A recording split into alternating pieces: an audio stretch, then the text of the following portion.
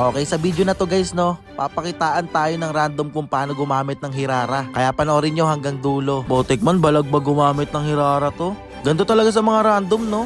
Ang bilis nila aralin yung hero, samantalang ako pre, nahirapan ako gumamit ng Hirara. Jackpotan pa natin tong kalaban, tong kalid na to. Hindi tayo man pinagpa-farm. Buti na nga lang may blink tayo, kaya nauulol natin siya kahit papano. Ang galing ng Hirara dito man, kasi nagpataba muna talaga siya sa una eh. Galing pre. Tingnan mo dito, papasok siya dito man. Pagpasok niya, tingnan niyo yung buhay ng Franco.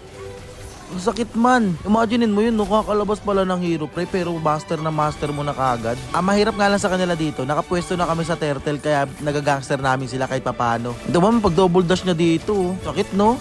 Pero nagkamali yata siya dito man. Nakalimutan niya pindutin yung dodge. Ganito yung mga nakakatakot kalaban eh.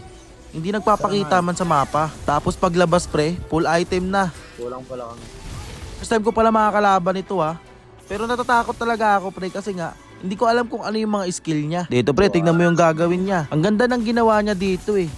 Kaso nga lang na-outplay siya ng Harit. Ay no, nagkamali siya ng konti oh. Pero okay lang yan pre. Baka mamaya pinapakita niya lang talaga yung kahinaan niya. Pagkapatay niya dito man sa Selena no, hindi niya nakalkula yung skill ng Freya. Kaya ayun pre, nabigyan siya. Delivery lang natin makukuha yung Lord man. Ay alam ko naman. Kaya pala hindi siya sumasama sa Clash pre, may Franco kasi. Kaya pumipitas lang siya ng isa-isa lang. Kahit pa paano, nakakalamang-lamang kami dito, no? Pero panoorin nyo mamaya pre yung gagawin niya. Ayun pre, napapansin nyo ba? Laging wala siya sa Clash. Kasi nga pre, nagpa-farm lang pala siya. Tayo mo dito pre, pag-hook ng Franco. Na-dodge niya man, ang galing eh no? Tapos play safe pa mag-Hirara man. Tingnan mo, hindi siya dumaan dito pre, kasi alam niya nandito ako eh. Napapansin nyo man, lagi kami sama-sama. Pero tignan nyo mamaya, uubusin kami ng Hirara. Dito pre, nakaka-pick up pa kami. Dito nga, pitas niya na sana yung Franco. Kaso nga lang pre, hindi siya tinulungan ng kakampi niya. Kaya ayun, nakatakas yung Franco. Wait lang, pitasin muna natin tong Tiango. Naglalag pa tayo pre oh. Ayun, patayan loko. Okay, clash na sa mid no. Ganda na pinapakita dito ng kakampi ko guys. Makukulit din yung mga kampi ko eh, lalo na tong Harit pre. Patay ka na pre. Ay gagi man, nagkamali siya. Dito na yun pre. Eto na yung nachochoke ako eh. Tapos yung kakampi ko.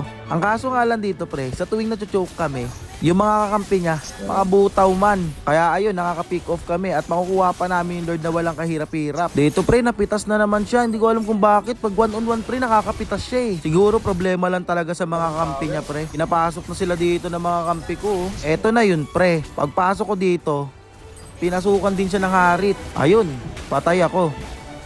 Naghintay ka ba? Kasi ako naghintay din ako eh. Pero pre, siya lang yung maraming kills dyan ha. Sa 10 na yan ha. Okay, panalo na naman tayo sa bakbakan ng mga halimaw. Inantay ko din eh. Tignan natin yung standing. Ayun, top 2 pala siya. Di tayo na-inform pre. Digistrat pala yung pinakita niya sa laban na to. Kala ko kung ano na. Naghintay ka ba? Wala na. It's a prank. Kuhang-kuha mo yung inis ko!